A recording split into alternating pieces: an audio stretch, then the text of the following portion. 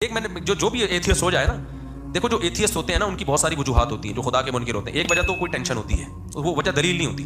ان کے لیے دنیا میں مشکلات اور غم بہت آ رہے ہوتے ہیں، وہ دعائیں قبول نہیں ہو رہی ہوتی، تو کہتے ہیں خدا ہوتا تو میری مشکلات حل کرتا. وہ اس بیس پہ خدا کا انکار. ایسے بھی بہت سے لوگ ہیں دنیا میں. ایک جرمن سے خاتون آئی، ملحد تھی، ایتھیسٹ تھی، ہمارے دوست میں لانے کے لیے لے کر آئے. کمال کی بات ہے، اس کو دوپٹہ پہنا دیا انگریز عورت کو. مفتی صاحب سے ملنے جا رہی، دوپٹہ پہنا، بڑی تمیز سے نا دوپٹے پہن کے.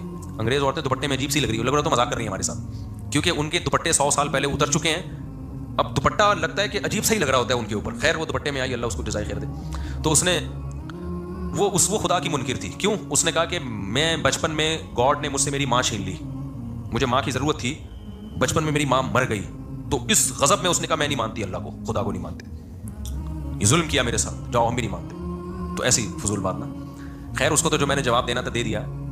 لیکن یہ بھی ہوتا ہے ہمارے یہاں بہت سے لوگ، جب ان کے مسائل پورے نہیں ہوتے، تمنائیں پوری نہیں ہوتی، آرزویں پوری نہیں ہوتی، کہتے ہیں کہاں ہے اللہ، میری تو شادی وہاں ہو نہیں رہی جہاں میں چاہ رہا تھا. یہ ہے، ان بیسس پہ بہت سے لوگوں نے خدا کا انکار کیا. میری تو تنخواہ اتنی ہے ہی نہیں، وہ محنت کر نہیں رہا، پیسے کما رہا ہے، ہم تو 5 ٹائم نماز پڑھ رہے ہیں، دعائیں مانگ رہے ہیں، تبلیغ میں سہ روزہ لگا کے دے گا، کوئی اللہ ملا معاذ اللہ نہیں ہے.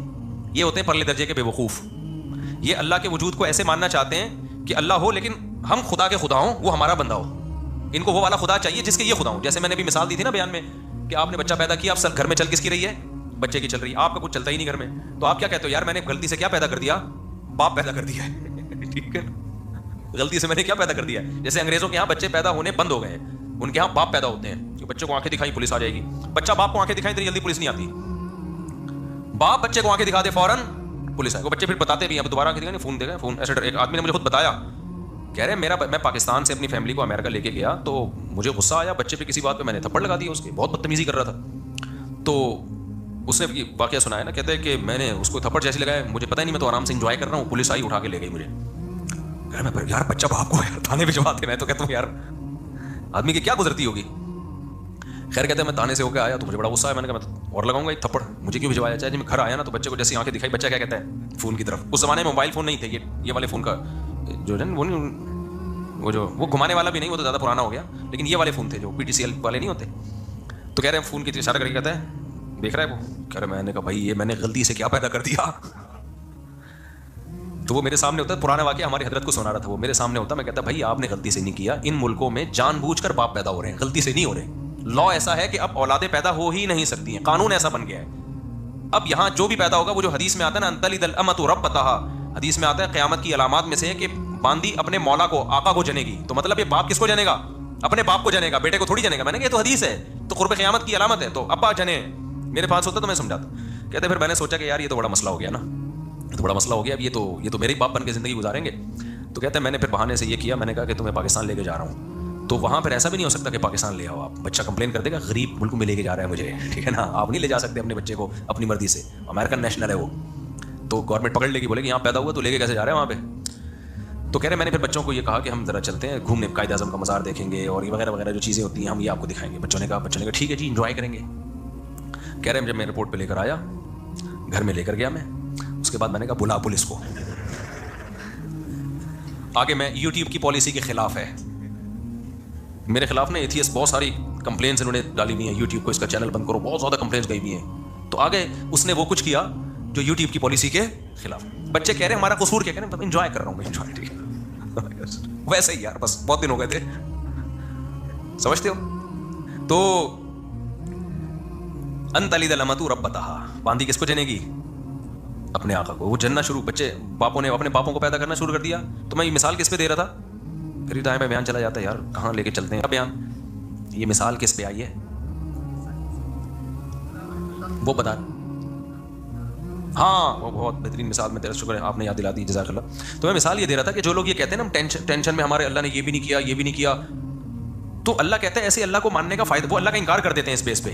یار اللہ ہمارے کام تو بنا نہیں رہا، جہاں میں شادی کرنا چاہ رہا ہوں میں شادی نہیں ہو رہی، اور جہاں میں پیسے اتنے کمانا چاہ رہا ہوں جاب نہیں مل رہی، غربت مہنگائی میں خرچے پورے نہیں ہو رہے، تو دعائیں مانگ کے دیکھ لی دعائیں پوری نہیں ہو رہی، تو میں نہیں مانتا ہے معاذ اللہ ایسے اللہ کو. اس طرح کے بہت لوگ ہیں.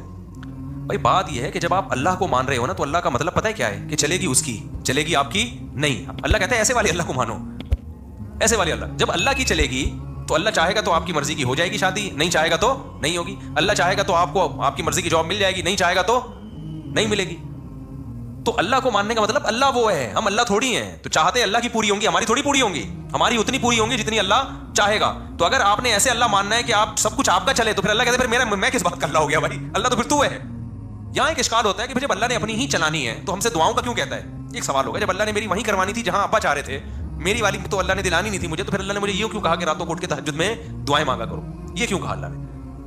ابے دیکھو میں آپ سے کہتا ہوں, میں کسی وزیر ہوں فرض کرو, میں نے آپ سے کہا اپلیکیشن لکھ کے دو, ایک پراپر طریقہ ہے, یہ کام آپ چاہتے ہو نا, آپ کے گھر میں بجلی کا کنیکشن لگ جائے, گیس کا کنیکشن لگے گا تو پھر بھی نہیں, لیکن ایک مثال دے رہا ہوں, گیس کا کنیکشن لگ جائے تو آپ ایک اپلیکیشن دو, پراپر طریقے سے لکھ کے دو, تو ہم آپ کا وہ کام کر دیں گے. یہاں دفتر میں کھڑے ہو کے ہمارا سر خراب مت کرو. ہوتا ہے نا, جیسے مجھ سے کوئی ملنے کے لیے آتا ہے, بے وقت آ جائے, تو میں کہتا ہوں بھائی ایک طریقہ ہے, ایڈمن سے رابطہ کرو, پھر بتاؤ کیوں ملنا چاہ رہے ہو. بعض دفعہ بلا وجہ رشتے کے لیے آ رہے ہوتے ہیں, ہماری شادی کراتے ہیں, تو بھائی میں نہیں شادیاں کراتا لوگوں کی, یہ کام میرا ہے ہی نہیں. تو کوئی وجہ بتاؤ گے, وہ وجہ معقول وجہ ہوگی, پھر ہم ٹائم دے دیں گے, اس ٹائم پہ آ جانا. میں تو پھر فارغ کر کے بیٹھتا ہوں اپنے آپ کو اس ٹائم پہ.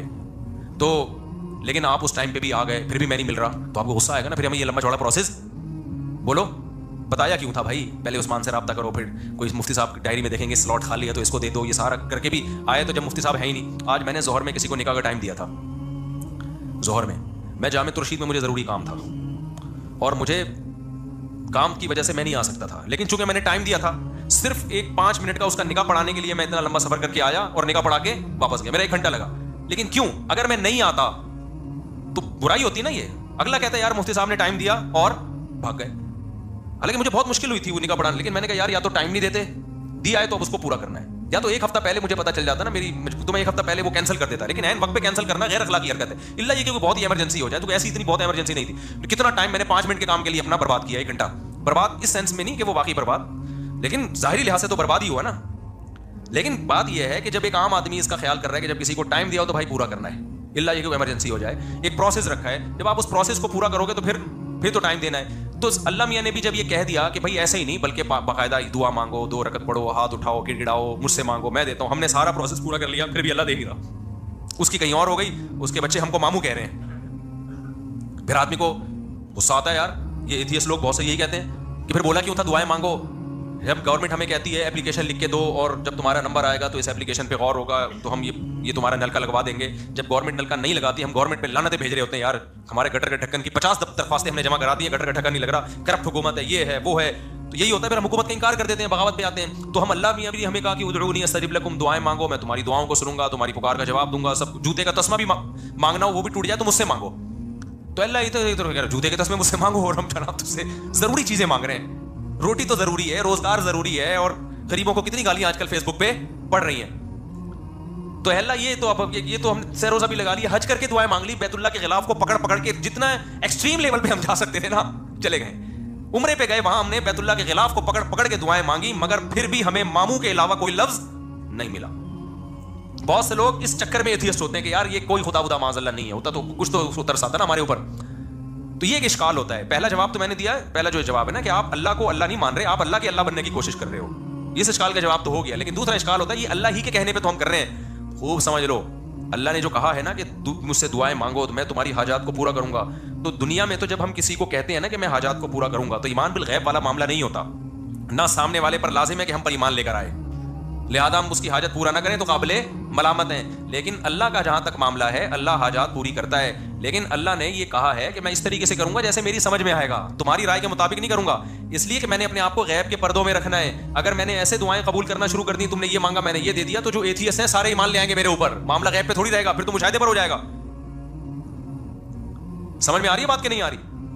غیب کا معاملہ تھوڑی رہے گا, پھر تو دنیا میں کوئی کافر نہیں رہے گا, کوئی نافرمان نہیں رہے گا, کوئی مرتد نہیں ہوگا, سارے کہیں گے ادھر دعا, اور پھر دعائیں بھی تو کیا کیا ہوں گی. پھر یہ دعا تھوڑی مانگے گا اللہ یہ دلا دے, اللہ اس جیسی 4 دلا دے. کیا خیال ہے؟ جب گئے بیت اللہ میں دعا مانگی, اللہ 1 کروڑ کی جاب لگ جائے, فوراً فون آ کے لگ گئی ہے. پھر حاجتیں لوگوں کی کوئی محدود ہیں یا لامحدود ہیں؟ لامحدود حاجت. سارے گنجے پہنچیں گے, اللہ ہمارے سر پہ بال ہو گئے ہیں, جن کے بال ہو گئے کہیں گے اللہ جو گر رہے ہیں وہ بھی آ جائیں. اللہ کوئی مرے ہی نہیں, نہ میری اماں مرے, نہ میرے ابا مرے, نہ میری بیوی مرے, نہ میرا شوہر مرے, نہ میرا بچہ مرے, فلاں سب مر جائیں. تو یہ نظام کائنات کیا ہو جائے گا بھائی؟ تباہ و برباد ہو جائے گا, تباہ و برباد ہو جائے گا. اس لیے اللہ نے کہا کہ میں ہوں, میرے ہونے پر اگر میں دعا بالفرض قبول نہیں کر رہا تو اس سے میرا انکار لازم نہیں آتا, کیونکہ میرے وجود پر تو 20 دلائل ہیں. ان دلائل کا کیسے انکار کرو گے تم؟ اس کی مثال ایسے ہے جیسے آپ گئے, آپ نے اپلیکیشن دی, وزیر کو درخواست قبول ہی نہیں ہو رہی, آپ کو یہاں کوئی وزیر ہے ہی نہیں, تو اگلا کہے گا بھائی یہ وزیر کی کرسی ہے, یہ اس کرسی پہ کیمرہ دیکھو بندہ بیٹھا ہوا ہے اور یہ اٹینڈنس حاضری ہے, تو یہ نہیں کہو کہ وزیر ہی نہیں ہے, یہ کہو کہ وزیر نالائق ہے, آپ کی مراد پوری نہیں کر رہا یا سست ہے. اور اگر نالائق بھی نہیں ہے, سست بھی نہیں ہے, پھر یقیناً کوئی حکمت ہے. تو وزیر کے بارے میں تو ہم پاکستان کے وزیر کے بارے میں نہیں کہیں گے کہ کوئی حکمت کی وجہ سے کام نہیں کر رہا, وہاں تو رپورٹ کلیئر ہے, کر ہی نہیں رہا, وہ تو آج تک کسی کے پیسے لیے بغیر کام کیا ہی نہیں اس نے. اللہ پہ نہ رشوت کا الزام لگ سکتا ہے, نہ اللہ پہ یہ الزام لگ سکتا ہے کہ معاذ اللہ وہ بندوں کے کام کر کر کے تھک گیا ہے, تو اللہ کے بارے میں یہی کہا جائے گا. اور اس نے دعا قبول نہیں کی ہے تو بھائی وہ ہمارا کام ہے فائل جمع کرا دینا, اور وہ اس طرح سے نہیں کر رہا, کسی اور طرح سے, وہ اپنے بندوں کو لاوارث نہیں چھوڑتا. ہاں اس نے ایک حکمت کے تحت ایک طریقہ رکھا ہوا ہے کہ ایسے میں ہر ایک کو ظاہری طور پہ دینا شروع کر دوں تو یہ خدا بن جائیں گے, میں کیا بن جاؤں گا, بندہ بن جاؤں گا. تو ان کو میرے اوپر ایمان کا مطلب یہ ہے کہ مجھے اللہ مانے اور مجھے اپنا خیر خواہ مانے. میں ان کی حاجت پوری کر دوں تو بھی پوری کرتا ہے, نہیں پوری کروں تو بھی حاجتیں پوری کرتا ہے, یہ کسی اور طرح سے کر دے گا. ہمیں کیا پتا بھائی ہمارے اوپر کون کون سے حادثات آنے والے تھے. آپ نے دعا مانگی اللہ روزگار دلا دے, روزگار دلا دے, اللہ نے روزگار نہیں دلایا لیکن کوئی بڑی آفت سے آپ کو بچا لیا. آپ چاہتے تھے یہاں شادی ہو جائے, اللہ کے علم میں تھا بھائی تیرے لیے عذاب ہے, یہ نہیں ہے. بہت سے لوگ, ایک آدمی آیا نا اپنی معشوقہ کے بارے میں بہت دعائیں مانگتا تھا, مجھ سے بھی اس نے کہا نہیں ہوئی شادی, تو میں نے کہا یار اسی میں بہتری ہوگی. کہہ رہے اللہ یہ بھی تو کر سکتا تھا, اسی کو بہتر بنا دیتا میرے لیے. یعنی اللہ کو یہ سمجھایا جا رہا ہے, مسلمان تو یہ سوچ کے صبر کرتا ہے یار مجھے لگ رہا تھا یہ میرے لیے بہتر ہے, لیکن جب اللہ نے نہیں ہونے دی تو اس کا مطلب یہ میرے لیے بہتر نہیں تھی, کیونکہ اللہ میرا خیر خواہ ہے, اللہ میرا دشمن نہیں ہے. لیکن اگلا پتہ ہے کیا کہتے ہیں, یار اللہ کو یہ بھی تو طاقت ہے نا کہ اسی کو میرے حق میں بہتر بنا کے یہی دلا بھی دیتا اور اسی کو ٹھیک بھی کر دیتا. تو اس کا مطلب کیا ہوا کہ آپ سارا وہ چاہتے ہو جو آپ چاہتے ہو, تو بہتر یہی ہے کہ عرش پہ آپ خود جا کے بیٹھ جاؤ. ہم نے اپنے آپ کو اللہ کا تابع بنانا ہے. تو پیغمبروں کی سیرت سے بھی پتہ چلتا ہے دو قسم کے لوگ ہیں, ایک نافرمان اور ایک فرمانبردار. نافرمان لوگوں کو جب پریشانی آتی ہیں اللہ کو برا بھلا کہتے ہیں, تبھی تو قرآن نے مثالیں دی ہیں. فرعون پہ بھی پریشانی آئی نا, موسیٰ علیہ السلام جب آئے نا تو فرعون کو ٹینشنیں شروع ہو گئی. ایک دفعہ بھی اللہ کا نام نہیں لیا فرعون نے, بلکہ اور بغاوت میں بڑھتا چلا گیا. کہنے لگا کہ جب سے موسیٰ آیا ہے نا معاذ اللہ, اس کی وجہ سے ہمارے ملک میں بدامنی شروع ہو گئی ہے, قحط آنا شروع ہو گیا ہے. لیکن پریشانیاں یعقوب علیہ السلام پر بھی آئیں. بچپن میں بچہ غائب, روتے رہے کہ انما اشکو بثی وحزنی الی اللہ, بھائی میں اللہ کو اپنا غم بتاتا ہوں. اعلم من اللہ ما لا تعلمون, اللہ کے بارے میں وہ کچھ جانتا ہوں جو تم نہیں جانتے, تو مجھے یقین ہے اللہ کی اس میں کوئی خیر خواہی ہوگی. کیوں؟ وہ سمجھتے تھے کہ بھائی میں, اور یعقوب علیہ السلام کے بارے میں آسمانی کتابوں میں لکھا ہے کہ اتنی دعائیں مانگتے تھے کہ ان کے گھٹنوں پہ اور پیشانیوں پہ موٹے موٹے نشان پڑ گئے تھے. زندگی بھر اتنی دعائیں مانگی, ایک دفعہ بھی مایوس نہیں ہوئے کہ یار میں تو مانگتا رہتا ہوں, ادھر اللہ نے بچہ ملایا ہی نہیں مجھ سے, اور میری تو ایک بچہ ابھی گم ہوا ہے, دعائیں مانگ رہے ہیں, تڑپ رہے ہیں, آنکھوں کی بینائی چلی گئی, دوسرا بھی گم ہو گیا. تو قرآن یہ واقعات کیوں بتاتا ہے؟ کیا معاذ اللہ اپنی برائیاں کر رہا ہے؟ سورہ یوسف میں جب لوگ کہتے ہیں نا ایتھیسٹ لوگ کہ ہم نے اللہ سے مانگا اور ہمیں تو کچھ نہیں ملا, تو قرآن تو کہہ رہا ہے کہ یعقوب علیہ السلام کا بچہ گم گیا تھا, انہوں نے اللہ سے ساری زندگی مانگا, ملا کیا؟ دوسرا بھی گم گیا. ٹھیک ہے نا. تو یہ تو اللہ گویا معاذ اللہ اپنی برائیاں کر رہا ہے. نا نا نا نا, اللہ اپنی تعریفیں کر رہا ہے کہ میں بعض دفعہ نوازتا ایسے ہوں, آزمائشوں میں ڈال ڈال کے دیکھتا ہوں کون صبر سے کام لیتا ہے. تبھی تو جب یوسف علیہ السلام کو اللہ نے والد سے ملایا مصر کا بادشاہ بنا کے, تو فوراً یعقوب علیہ السلام نے کہا میں نے کہا نہیں تھا اعلم من اللہ ما لا تعلمون, میں اللہ کے بارے میں وہ کچھ جانتا ہوں جو تم نہیں جانتے. تو اس لیے یہ ٹینشنوں کی بیس پہ خدا کا انکار کرنا, اس سے اللہ پہ تو کوئی اثر نہیں پڑتا بھائی, آپ کی ٹینشنیں کم ہونے کے بجائے بڑھ جاتی ہیں. تو اس بیس پہ جو خدا کا انکار کرتے ہیں نا ٹینشنوں کی بیس پہ, ان کا انجام خودکشی ہوتا ہے. اور جو ایسے موقع پہ صبر سے کام لیتے ہیں, بھائی اللہ ہے, ہماری مراد پوری کرے تو بھی ہے, نہیں پوری کرے تو بھی ہے. ایک بزرگ کا واقعہ ہے, کتابوں میں لکھا ہے, مجھے اس کی سند کی تحقیق نہیں ہے, بعض واقعات ثابت نہیں ہوتے, ان میں سچ کا بھی امکان ہوتا ہے, جھوٹ کا بھی, لیکن ان سے جو مضمون ثابت ہوتا ہے وہ بالکل ٹھیک ہوتا ہے. تو کہتے ہیں ایک بزرگ حج پہ جاتے تھے, حج کرتے آواز آتی کہ بھائی حج قبول نہیں ہوا, اگلے سال پھر حج پہ چلے جاتے, پھر آواز آتی حج قبول نہیں ہوا. تو کئی سال ایسے ہی ہوتا رہا, قبول نہیں ہوا. تو کسی نے ان سے پوچھا کہ حضرت آپ کو ہر سال حج کے بعد آواز آتی ہے غیب سے کہ قبول نہیں ہوا, تو پھر آپ کرتے کیوں ہیں؟ کہتے ہیں بھائی میرے بس میں تو یہی ہے. ٹھیک ہے نا, میرے بس میں کیا ہے, اب میں تکبر میں آ جاؤں, بولوں قبول اللہ جا, تو نہیں کر رہا تو جاؤ, ہم بھی نہیں کر رہے. دنیا میں انسانوں کے ساتھ تو ایسا ہو سکتا ہے بھائی, میں 3 دفعہ آپ کسی بندے کو منائیں گے, میرا عذر قبول کر لے, پھر بھی نہیں کرے گا, بولے بھاڑ میں جا یار, تجھے منانے کے علاوہ بھی تو اور بہت سارے غم ہے نا.